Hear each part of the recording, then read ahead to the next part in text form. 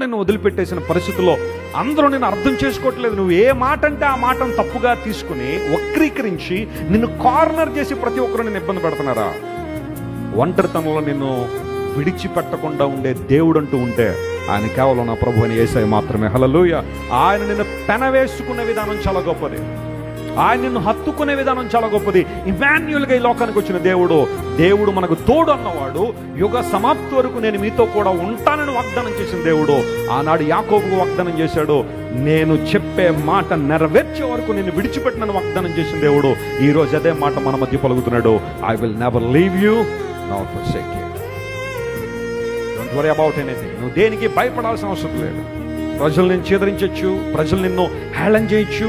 నీ భక్తిని బట్టి, నీ విశ్వాసాన్ని బట్టి, నీ యొక్క సమర్పణ జీవితాన్ని బట్టి, దేవుని కొరకు నిలబడే విధానాన్ని బట్టి బహుశా కొంతమంది నిన్ను హేళన చేయొచ్చేమో, కానీ స్టాండ్ ఫర్ గాడ్. దేవుని కోసం నిలబడి నీ జీవితంలో అద్భుతాలు జరుగుతాయి.